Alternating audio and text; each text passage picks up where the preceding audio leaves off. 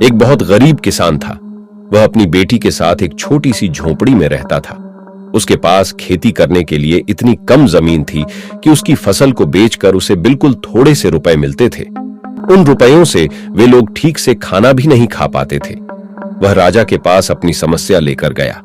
राजा दयालु था। उन्होंने किसान को अपनी जमीन में से कुछ जमीन दे दी खेती करने के लिए। उन्होंने कहा, यह जमीन तो हमारी ही रहेगी, लेकिन उस पर उगने वाली फसल तुम्हारी होगी। किसान ने राजा को बहुत बहुत धन्यवाद दिया। एक दिन वह खेत की जुताई कर रहा था, तभी उसका हल किसी कठोर चीज से टकराया। उसने वहां खोद कर देखा तो उसे सोने की एक ओखली मिली। किसान ईमानदार था। उसने अपनी बेटी से कहा, हमें यह ओखली राजा के खेत से मिली है। जिसकी जमीन है उसी की यह ओखली भी है, इसीलिए हमको इसे राजा को लौटा देना चाहिए। किसान की बेटी बोली, नहीं पिताजी, आप ऐसा मत कीजिए। आपको सिर्फ ओखली मिली है। यदि राजा ने आपसे इसकी सोने की मूसल भी मांगी तो आप क्या करेंगे? आप इस ओखली को अपने ही पास रखिए। लेकिन किसान को यह बात ठीक नहीं लगी। वह बोला, जो चीज हमें मिली ही नहीं उसे मांगने का कोई अधिकार नहीं है।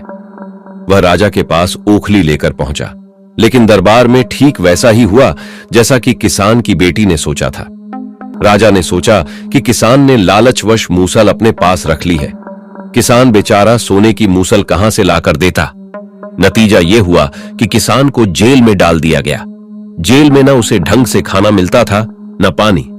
किसान को ऐसी गलती की सजा दी गई थी जो उसने की ही नहीं थी। वह खाए पिए बिना निढाल हो गया।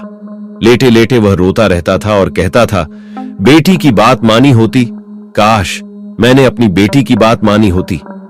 एक दिन राजा ने उसे ऐसा कहते हुए सुन लिया। उन्होंने किसान से पूछा कि वह ऐसा क्यों कह रहा है। तब किसान ने राजा को पूरी बात बताई। राजा को अपनी गलती का एहसास हुआ। किसान को तुरंत छोड़ दिया गया। किसान की बेटी को राजा ने दरबार में बुलाया। उससे बातें करने के बाद राजा को पता चल गया कि वह कितनी बुद्धिमान है। किसान की बेटी को राज्य के खजाने का मंत्री बना दिया गया। उन्हें रहने के लिए घर और सभी सुख सुविधाएं दी गईं। किसान और उसकी बेटी सदा खुश रहने लगे।